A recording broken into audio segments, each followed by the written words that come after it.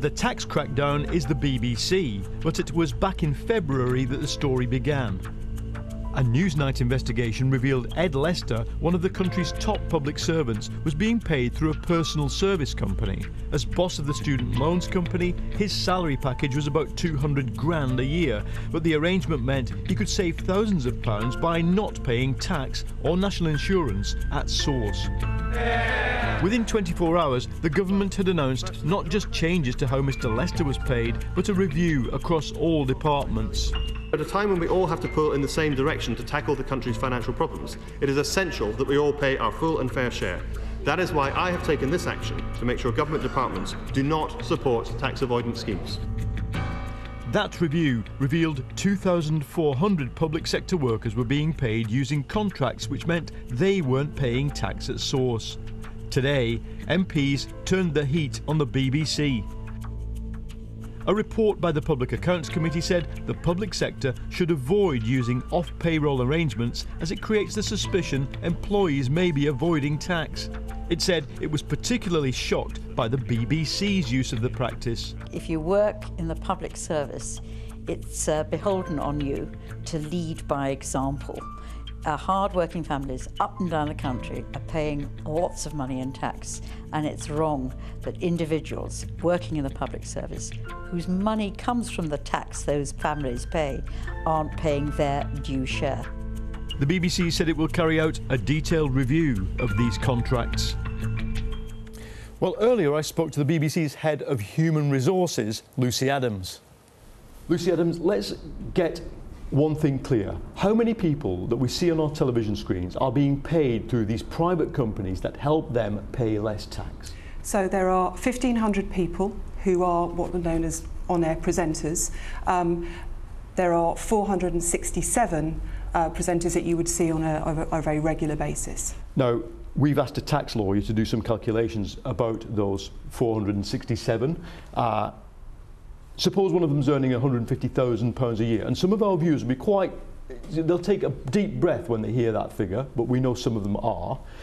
We've worked out that it saves you £20,000 per employee, or per non-employee here, by doing that arrangement, because you, of course, then don't have to pay national insurance for them, do you? So the way that it works is that the individual would then be responsible for paying the national insurance for both the employer and the employee. So HMRC is still getting the same amount of money. But you don't have to pay it. So because we are not paying that, and because we wouldn't be paying them holiday, etc., then obviously we would be paying them more. So it balances out. So you're happy with that? The House of Commons isn't, the government isn't. They've asked you to take a real look, but you've already basically decided there's nothing wrong with this arrangement.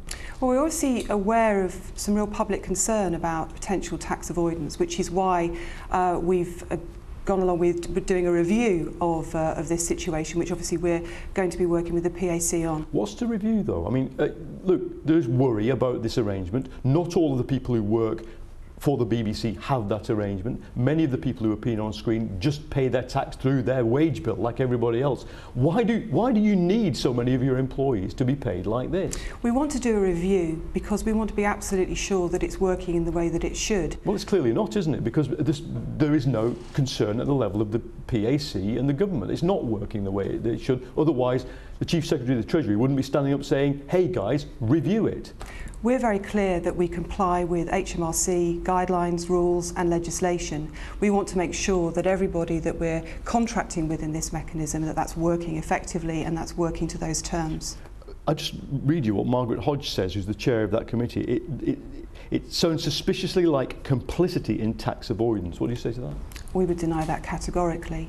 Nothing we do is designed to enable either individuals or the BBC to avoid paying tax. Is it moral? I mean, is it right to have somebody in a food bank in Coventry getting turned down an emergency loan when they've run out of benefit, while you quibble over 20 grand's worth of tax with somebody on 150 grand working in this building? Where's the moral sort of justification for that? What we're very keen to ensure is that the right amount of tax is paid to HMRC, which is why we provide all of the information to HMRC about everything that these individuals have earned, and therefore HMRC are able to police that they've paid the right amount of tax.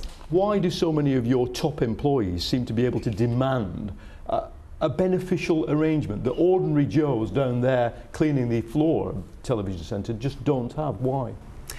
The vast majority of people who are contracted in this way work for lots of other companies as well as the BBC. Do they really? They do.